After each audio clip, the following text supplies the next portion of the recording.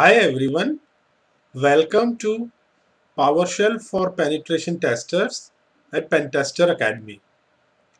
In this video, let's have a look at using PowerShell in Metasploit exploits. Whenever we want to use PowerShell in exploits, we ask ourselves a couple of questions. For example, how and when, or when and how. So we have answered the when in previous videos. That is, whenever we have the ability of executing commands, especially on Windows machines, and when to use PowerShell, that we have been covering for the entire length of this course because it is tightly integrated with Windows. It allows access to various objects. It is trusted by countermeasures. It is already present on the most modern Windows machines, etc. And how do we use it? For that, we will go to this wiki page on the Metasploit GitHub repository. I am not copying the useful part from that wiki on the slide for a reason, because I want you to read that if you're really interested in using PowerShell in Metasploit exploits. Let's directly jump to usage. The requirement is obviously PowerShell should already be present on the target, and we should be able to execute commands. So we must require PowerShell. We must include the PowerShell mixin, and to use or execute payloads, we must use cmd psh payload method.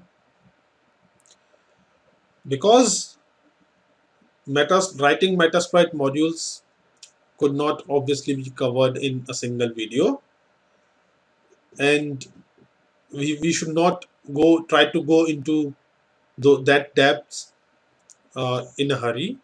Let's try to understand and rewrite a couple of existing modules which use PowerShell. I have already selected two. The first one is PowerShell CMD upgrade. So if we have a look at it, we require PowerShell, use the mixin. This all is info and default options, so we can minimize this. And as you can see, only this thing makes the heart of this module. In fact, if we remove error handling or checks from this code, for example, this part checks if PowerShell is present on the target. So if we remove this and this error handling thing, our exploit reduces to just 2 lines. That is, we generate the PowerShell payload and then execute it on the target. We execute it on the target in an existing session of native shell. So this is how we can execute PowerShell payload on a target running native shell. Now if we go back to the payload, let me copy this in PowerShell ISE so that it looks a bit familiar. So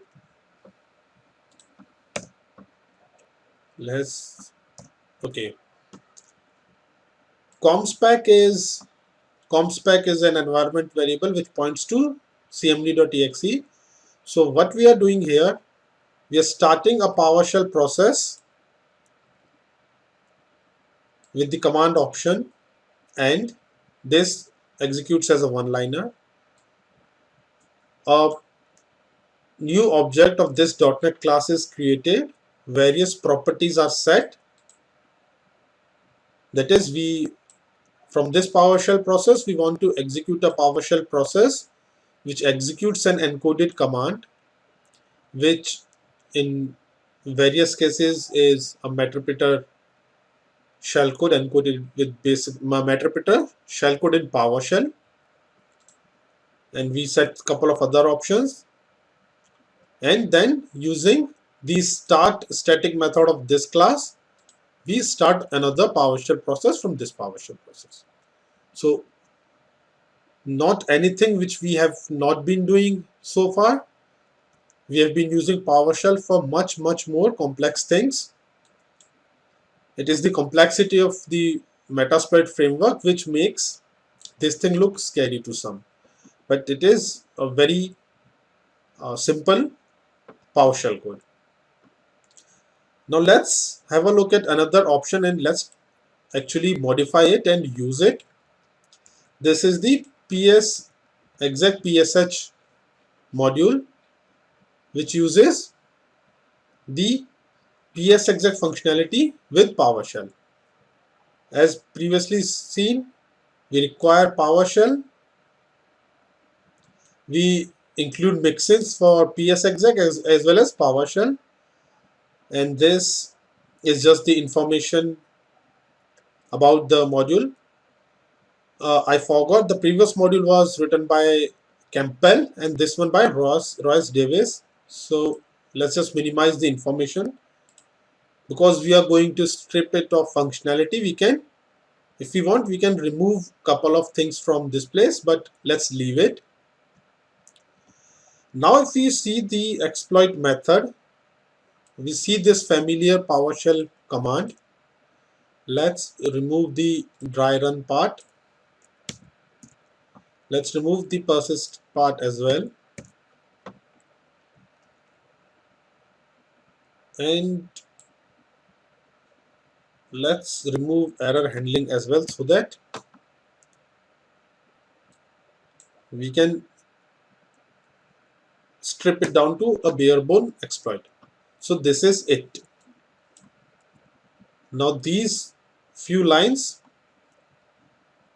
make our exploit. That is, we store the command, the PowerShell payload in this variable command, and then using the PS exec mixin, we log into a remote machine with the username and password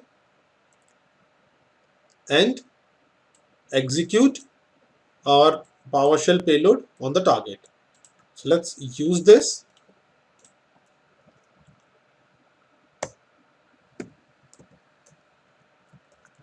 So we have created an exploit in Windows SMB with the name of PowerShell underscore PS exec. So let's put in the Metasploit console.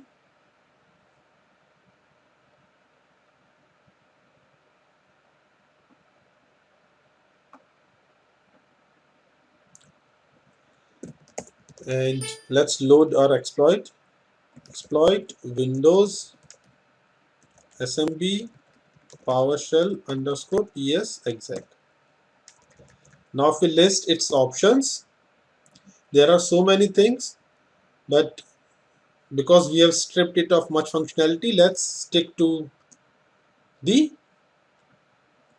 basic functionality. So let's set SMB user, SMB pass. This is obviously not my password, and the R host.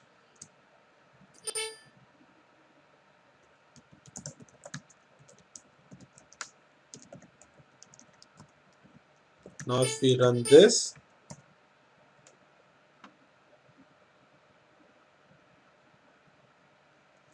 as you can see that we successfully got a meterpreter session on the target. So again, nothing very complex. We just need to know the internals of Metasploit and a bit of Ruby. That is enough. PowerShell. So a PowerShell we have learned in this course enough to be able to use it in Metasploit. So that was a quick walkthrough through a couple of payloads and how we can use PowerShell in Metasploit exploits. Hope you enjoyed it. If you are enjoying your time at Pentester Academy, please recommend us to your friends and colleagues in the information security community.